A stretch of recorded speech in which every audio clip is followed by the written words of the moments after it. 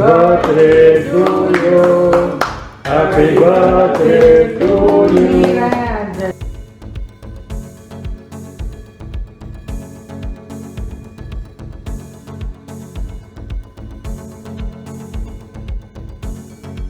Hello everyone, welcome back to my channel. Actually இன்னைக்கு என்னோட birthday. So என்னோட birthday முன்னிட்டு ஒரு ஸ்பெஷலான ரெசிபி ஏதாவது செய்யலாம் அப்படின்னு நினைச்சேன். எப்பவுமே யூசுவலா வெளிய இருந்து கேக் வாங்குவோம், பட் இந்த டைம் வந்து நானே என்னோட பர்த்டேக்கு ஏதாவது செய்யலாம் அப்படின்னு சொல்லி நினைச்சேன். அதனால பாவ்லோவா அப்படிங்கிற ஒரு ஆஸ்திரேலியன் டிசர்ட் தான் இன்னைக்கு நம்ம ட்ரை பண்ண போறோம். இது வந்து என்னோட ஒரு ஃபேவரட்டான டிசர்ட். இது வரைக்கும் நம்ம சேனல்ல ஷேர் பண்ணதில்ல. சோ அதனால என் பர்த்டேக்காக அதை உங்க கூட ஷேர் பண்ணலாம் அப்படின்னு சொல்லிட்டு இந்த வீடியோ எடுக்கிறேன். இப்போ வாங்க வீடியோக்குள்ள போகலாம். செய்யறதுக்கான திங்ஸ் எல்லாத்தையுமே நான் ரெடி பண்ணி வச்சிட்டேன். சோ முதல்ல வந்து இதுக்கு மெயினான இன்கிரிடியன்ட் என்ன அப்படின்னா முட்டை தான். நம்ம ஏற்கனவே மிராங்ஸ்னு ஒரு ரெசிபி செஞ்சிருக்கோம். சோ மிராங்ஸ்ங்கிறது எக் ஒயிட்ஸ் வச்சு செய்யக்கூடிய ஒரு ரெசிபி. சோ அதை வந்து பேஸா வச்சு ஒரு கிறிஸ்பி அவுட்டரோட உள்ள வந்து ஒரு மார்ஷ்மெலோயா நல்லா சூயியா வந்து ஒரு சூப்பரான ஃபீல் கொடுக்குற நிறைய ஃப்ரூட்ஸ் அண்ட் க்ரீம் வச்சு ஸ்டஃப் பண்ணக்கூடிய ஒரு சூப்பரான டிசர்ட். முதல்ல மிராங்ஸ் தான் ரெடி பண்ண போறோம். சோ அந்த மிராங்ஸ் ரெடி பண்றதுக்கு நான் வந்து 4 முட்டை எடுத்திருக்கேன். அதுல ஒயிட் தனியாவும் யோக் தனியாவும் நான் செப்பரேட் பண்ணி எடுக்க போறேன். இந்த ரெசிபிக்கு ஃபுல் அண்ட் ஃபுல் ஒயிட்ஸ் மட்டும் தான் தேவைப்படுது. சோ இப்போ வந்து நம்ம செப்பரேட் பண்ணி எடுத்துடலாம்.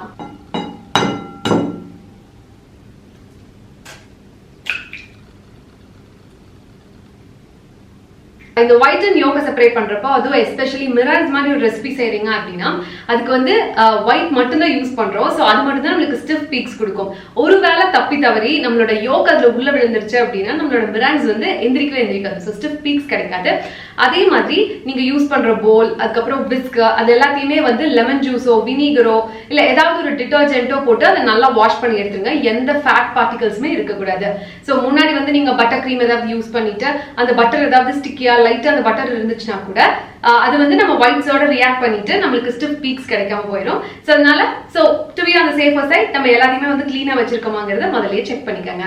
அப்புறம் நம்மளோட யோக் இருக்குல்ல, சோ இப்போ யோக்க செப்பரேட் பண்றதுக்கு க்ளீன் ஹேண்ட்ஸ்ல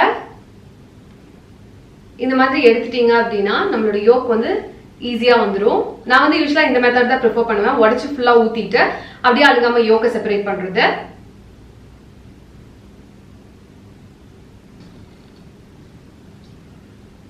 ஒவ்வொரு எக்கா உடைச்சு ஊத்துறப்போ நம்ம மெயினா விஸ்க் பண்ணுவோம்ல, அந்த போலுக்கு வந்து ஒவ்வொன்னாவே மாத்திரலாம். ஏன்னா சம்டைம்ஸ் வந்து எக் அண்ட் யோக் வந்து சம்டைம்ஸ் உள்ளேயே வந்து மிக்ஸ் ஆயிருக்கும். ஸோ அந்த மாதிரி சிச்சுவேஷன் எல்லாம் அவாய்ட் பண்றதுக்கு, இல்லாட்டி எக் ஃபுல்லா வேஸ்ட் ஆயிரும்ல, ஸோ அதுக்காக ஒவ்வொன்னா உடைச்சு ஊத்தணும் அப்படின்னா நம்ம நிறைய எக்ஸ் வேஸ்ட் பண்ண தேவையில்லை.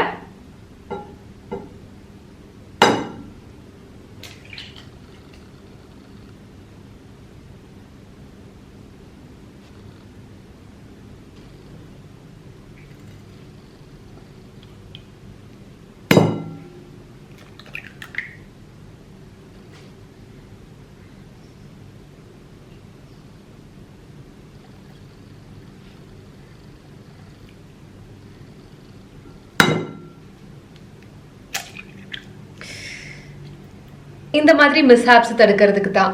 இனி இந்த மிக்ஸ் ஆன எக் வந்து மிராங்ஸ்குள்ள நம்ம சேர்த்தக்கூடாது. இதை வந்து நீங்க வேற ஏதாவது ஆம்லேட் போடுறதுக்கு அது மாதிரி யூஸ் பண்ணிக்கோங்க.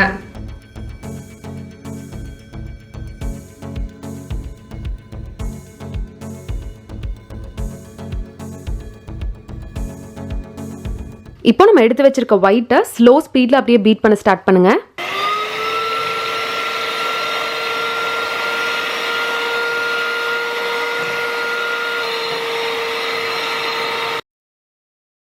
இப்போ இந்த அளவுக்கு ஃபோம் ஆனதுக்கு அப்புறமா நம்ம வச்சிருக்கோம்ல சுகர், அதையும் வந்து கொஞ்சம் கொஞ்சமா உள்ள சேர்த்திட்டு ஆட் பண்ணிடலாம்.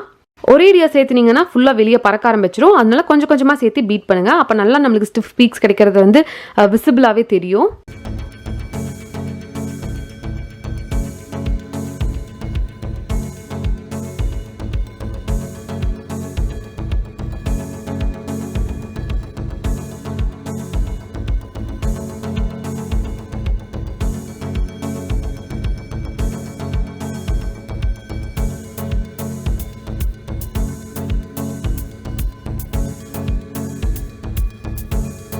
இது கூடயே கொஞ்சமா வெனிலா எசன்ஸ், அப்புறமா கொஞ்சமா லெமன் ஜூஸ், இது ரெண்டையும் சேர்த்திட்டு நல்லா பீட் பண்ணிடலாம்.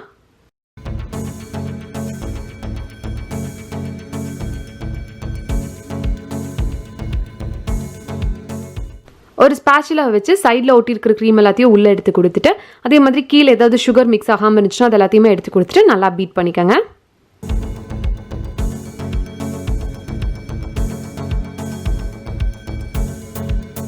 கடைசியாக இந்த மாதிரி ஸ்டிஃப் பீக்ஸ் வந்ததுக்கு அப்புறமா கொஞ்சமாக இதில் கார்ன்ஃப்ளவர் ஆட் பண்ணிவிட்டு அதை ஒரு ஸ்பாச்சுலா வச்சு நல்லா மிக்ஸ் பண்ணிடுங்க.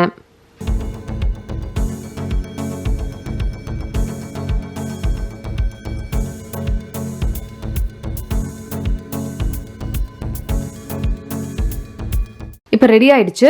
இந்த மாதிரி ஒரு பேக்கிங் ட்ரே எடுத்துக்கோங்க. அதில் பார்ச்மெண்ட் பேப்பர் லைன் பண்ணி வச்சுக்கோங்க.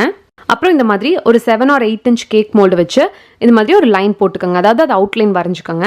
இப்போ அப்படியே இந்த பார்ச்மெண்ட் பேப்பரை ஃபிளிப் பண்ணிடுங்க. நம்ம வரைஞ்ச சைட் பின்னாடி போகிற மாதிரி. இது எதுக்கு அப்படின்னா கரெக்டாக அந்த ஷேப் வர்றதுக்காக. இப்போ நம்ம ரெடி பண்ணி வச்சிருக்கிற மிராங்க நம்ம அந்த சர்க்கிள் வரைஞ்சிருக்கோம்ல அதுக்குள்ளே ஃபிட் ஆகிற மாதிரி கரெக்டாக ஃபில் பண்ணிக்கோங்க. அப்புறம் ஒரு முக்கியமான ஸ்டெப், நம்மளோட பார்ச்மெண்ட் பேப்பர் ட்ரேலேருந்து ஆடாமல் இருக்கணுங்கிறதுக்காக 4 சைடும் வந்து கொஞ்சம் கொஞ்சமாக நான் மிராங்ஸை ஒட்ட போகிறேன். இந்த மாதிரி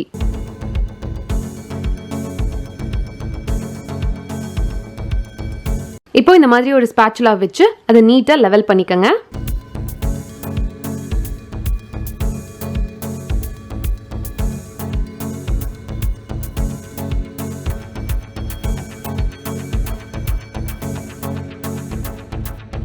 இது அப்படியே பிளேனாக விடுறதுனால விடலாம், இல்லை இந்த மாதிரி ஒரு ஸ்பாச்சுலாவை வச்சு இந்த மாதிரி நான் ஒரு டெக்கரேஷன் கொடுக்க போகிறேன். இது பார்க்கறதுக்கு அழகாக இருக்குங்கிறதுக்காக. இப்போ ரெடி ஆயிடுச்சு. போய் பேக் பண்ணிடலாம். அவனில் வைக்கிறதுக்கு முன்னாடி உங்கள் அவனை வந்து 120 டிகிரி செல்சியஸ்க்கு ப்ரீ ஹீட் பண்ணிக்கோங்க. ப்ரீ ஹீட்டாக ரெடி ஆனதுக்கப்புறமா அதே 120 டிகிரி செல்சியஸில் 15 நிமிஷத்துக்கு பேக் பண்ணணும்.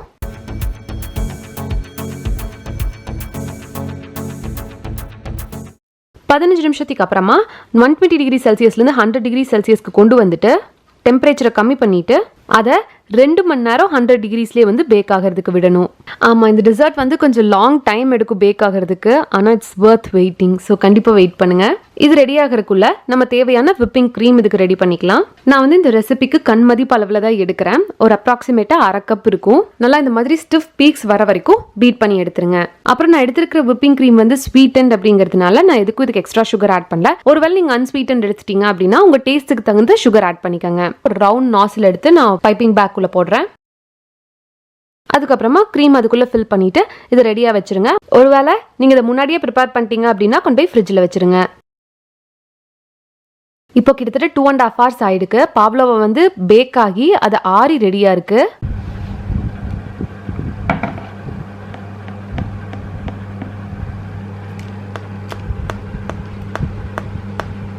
பாவ்லோவா நல்லா பேக் ஆயிடுச்சு அப்படின்னா இந்த மாதிரி சத்தம் கேட்கும். இப்போ இந்த பாவ்லோவாவோட சென்டர் போர்ஷனை மட்டும் நம்ம ரிமூவ் பண்ணி எடுக்க போறோம். அதுக்கு இந்த மாதிரி ஒரு ஸ்பூன் யூஸ் பண்ணிக்கோங்க.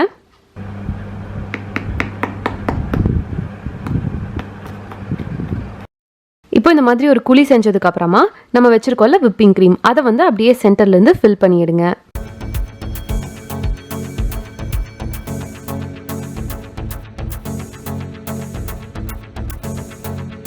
இப்போ நம்ம கட் பண்ணி வச்சிருக்க ஃப்ரூட்ஸ் ஸ்ட்ராபெரி கிவி எல்லாத்தையும் வந்து நீங்க டெக்கரேட் பண்ற மாதிரி பிளேஸ் பண்ணிக்கோங்க.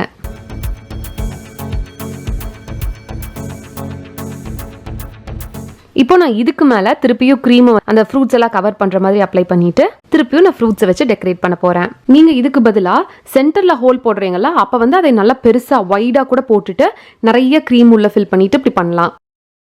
மேல வந்து ஸ்ட்ராபெரி கிவி ப்ளூபெரி டேட்ஸ் ஃபிக் இதெல்லாத்தையும் வைக்கிறேன்.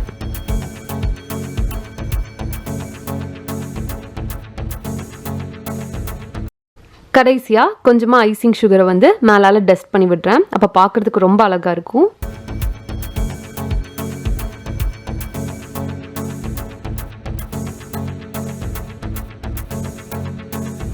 ஸோ அவ்வளோதான், நம்மளோட பாவ்லோவா சூப்பரான சம்மர் டிசர்ட் ரெடி ஆயிடுச்சு.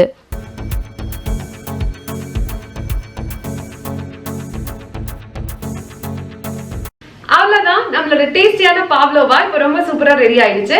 நீங்களும் கண்டிப்பா இந்த ரெசிபியை ட்ரை பண்ணி பாருங்க. இப்போ வந்து நான் இதை என் ஃபேமிலியோட போய் கட் பண்ணி செலிப்ரேட் பண்ண போறேன்.